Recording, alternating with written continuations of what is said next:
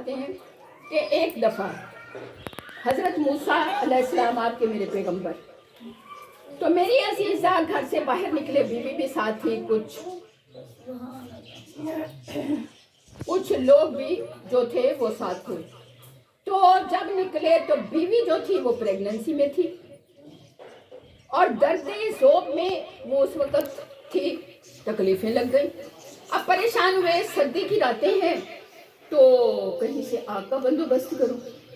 اب ایک مقام پہ روشنی نظر آئی، بھاگے شاید کوئی آگ جلا کے بیٹھا ہے۔ جب گئے پہاڑی پہ چڑھے تو اللہ تعالیٰ کی تجلیات تھی، کوہ طور پہ رب کی تجلیات برس رہی تھی۔ رب نے پوچھا موسیٰ کیا لینے آیا ہے؟ پہلے تو جا میرا پیغام فرعون کو پہنچا کیا، یہ عصا لے جا، دے دیا۔ اب اللہ کے آگے کس کا زور، مشین بنائی آپ کی میری اللہ نے۔ اب وہ دل میں سوچنے لگے کہ اللہ نے یہ پیغام دے دیا اور میری بیوی درد ذوب میں ہے اور کچھ لوگ بھی ہیں جن کی روٹی پانی کا بھی میری ذمہ داری ہے۔ دل میں سوچا، میرے رب نے سمجھ لیا۔ دل میں سوچا تو میرے اللہ نے سمجھ لیا۔ میری عزیز بیٹیوں، اللہ نے کہا، فرمایا موسیٰ علیہ السلام، قال اللہ تعالیٰ، اللہ نے فرمایا موسیٰ علیہ السلام یہ تیرے سامنے پتھر ہے، اس پہ چھڑی مار۔ جو عصا دی تھی کہ اس کو جہاں بھی مشکل ہو اس چھڑی کو جو کہے گا یہ ہو جائے گی، تو جو چھڑی ماری تو پتھر ٹوٹ گیا، اس کے اندر ایک اور پتھر نکلا۔ اللہ سبحانہ تعالیٰ نے فرمایا اس پتھر پہ بھی اپنی چھڑی کو، اپنی عصا کو مار۔ جب موسیٰ علیہ السلام نے اس پہ مارا تو وہ ٹوٹ گیا، اندر سے ایک اور پتھر۔ پھر قال اللہ تعالیٰ، اللہ سبحانہ تعالیٰ نے فرمایا اس پہ پھر چھڑی مار۔ جب چھڑی ماری تو اس پتھر کے اندر ایک کیڑا اور اس کے منہ میں سبز پتا۔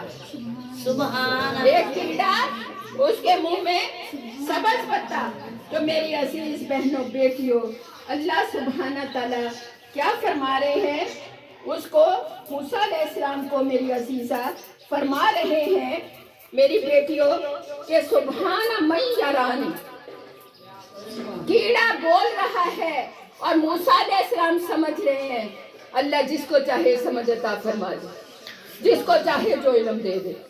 سبحان من یرانی، کہ پاک ہے وہ پروردگار جو مجھے یہاں بھی دیکھ رہا ہے۔ وَيَعْلَمُ مَكَانِي، اور میرے رہنے کی جگہ کو جانتا ہے۔ میں 3 پتھروں کے اندر تھا اور میرے منہ میں سبز پتا خوراک تھی۔ اور پھر کیا کہہ رہے؟ وَيَسْمَعُ كَلَامِي، وہ میرے کلام کو سن رہا ہے۔ اللہ چونٹی چرند پرند آپ کے میرے دل کے جو خیالات اٹھتے ہیں ان کو جانتا ہے۔ تو میرے اللہ سن رہے ہیں کلام کو۔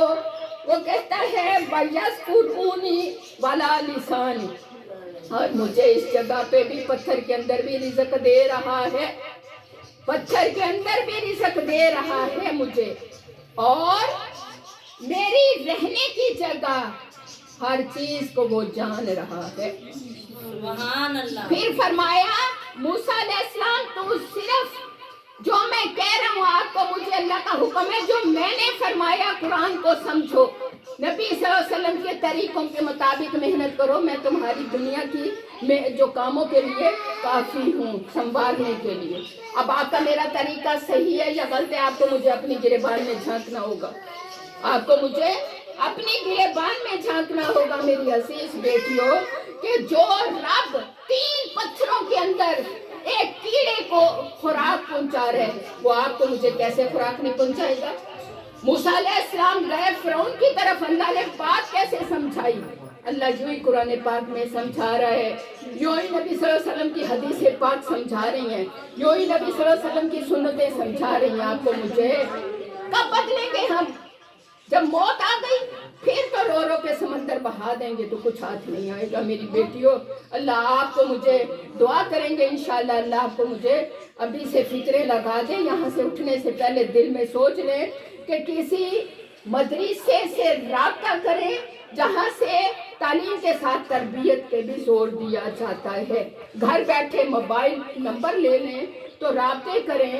عمر کی قید نہیں ہے، میری عمر 65 سال ہو گئی تو میں پڑھ نہیں سکتی، اللہ تعالیٰ جس کو چاہے 80 سال کی عمر میں بھی عالم حافظ بنا دیتا ہے.